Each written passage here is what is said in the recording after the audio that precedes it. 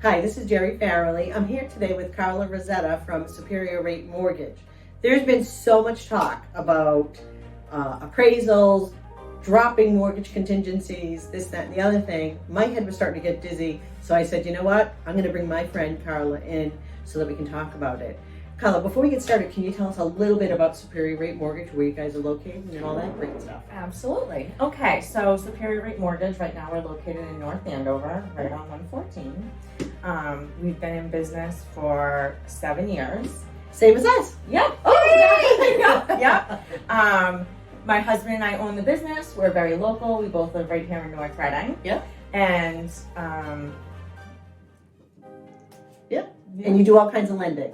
we do all kinds of lending. We have all kinds of features. We work with the best options and solutions. We can close fast. We can offer extraordinary refinance options. Yes. Excellent. All right, question of the day. Yes.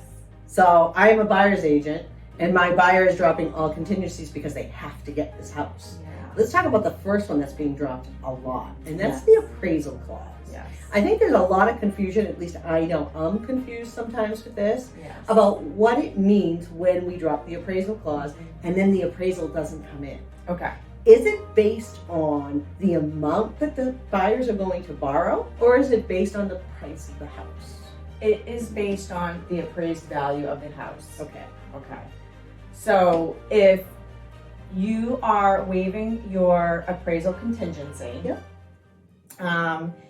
as an example, if you're making an offer of $500,000, and you're waiving appraisal contingencies, and then it appraises at $475,000. Right.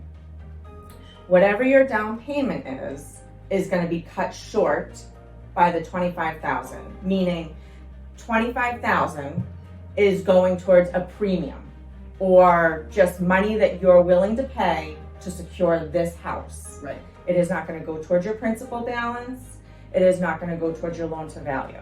Okay. So what happens to someone's loan to value when they do that? Okay.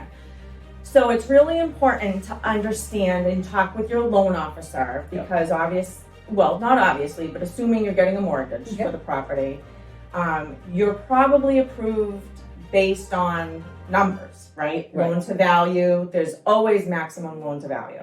So let's just do an example of a 90% loan to value. Okay, so if you are approved with a maximum loan to value of 90%, you need to go back to your loan officer and find out if I'm offering $500,000, I'm waiving my contingency, but this appraises for $475,000, and I lose that $25,000 portion of my down payment.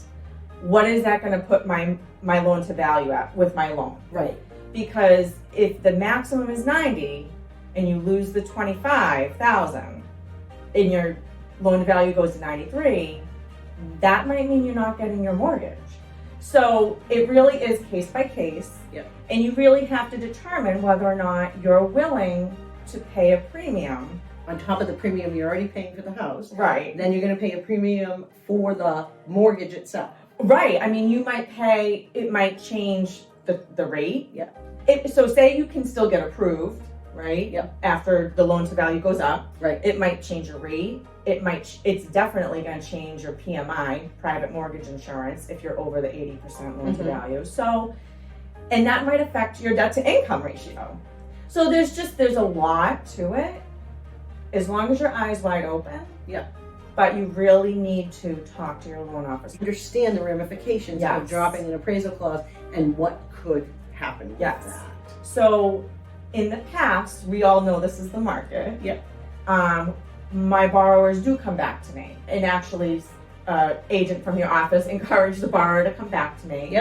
And so we reran all the scenarios.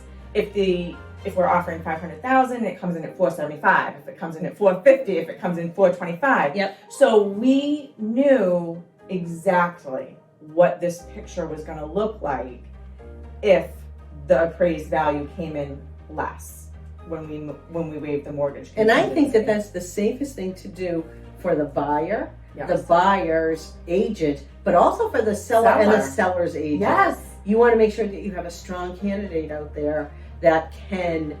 So the other thing is, say if this person has, God bless them, they have all kinds of money in the bank. Yes. Could they, instead of changing their loan to value, could they take $25,000 out of their bank account and put more down? 100%. That's a great point. And will that go towards the principal of the house? It won't go towards the principal. Oh, if they take, okay, so say they were going to put down 100. Yep. But now it appraised for 25,000 less, but they're going to put an additional 25,000 down. Yes. So now 125,000 down. Right. Yes, that extra 25 will now go towards the principal, and then their loan will be the same as before the premium that they're paying. Okay. Right, when it under appraises, if you will. Yep.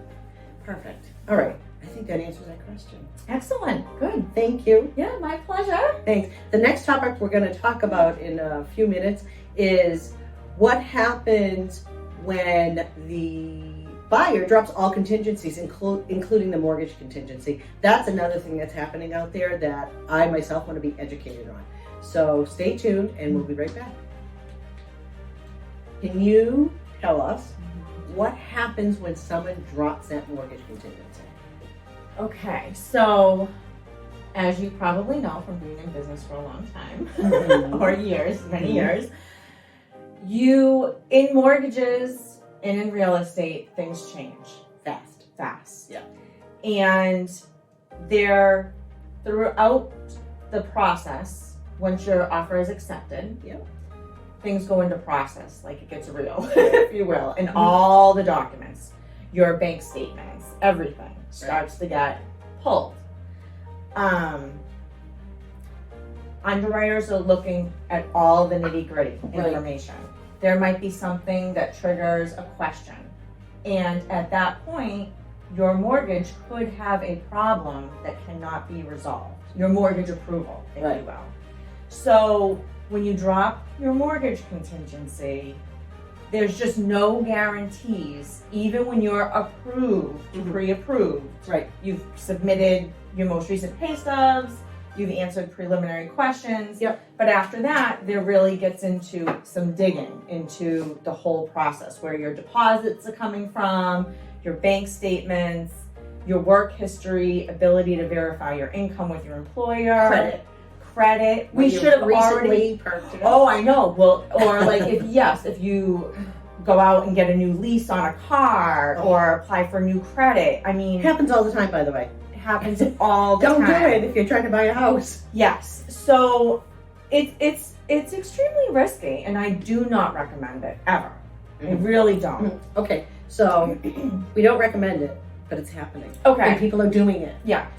What can someone do to safeguard themselves if they're going to do that? Is there anything they can do before making the offer? Really, the answer is no. The truth is you have to decide, because maybe you do want that house. This is the house. Yeah. If you're willing to risk your deposit. Because if we get into process and something happens, and it's not that often, it's just, it can happen. Right. It can happen. Right. So the risk is you lose your deposit. Okay. So unless you're a cash buyer, right?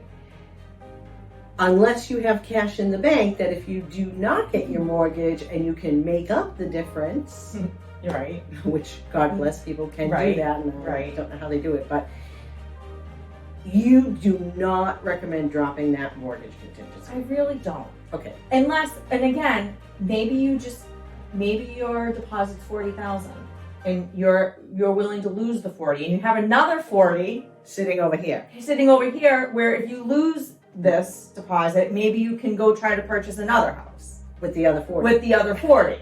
So, but that's the reality of it, right? I mean, some people people are really fighting for real estate these days. So, but that is the risk. Yeah. Okay. So basically, we're all taking risks out there. We have to take risks to get the houses that you want. But I just want everyone to understand what can happen if you do drop all your contingencies.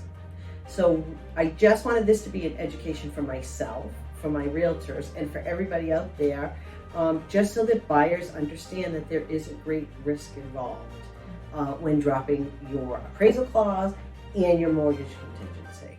I hope this helped you. Carla, thank you. My It was great pleasure. talking with you. You as always. And I'm sure we'll be doing business in the future for Yes. sure. Excellent. All right. Thank you. Thank you.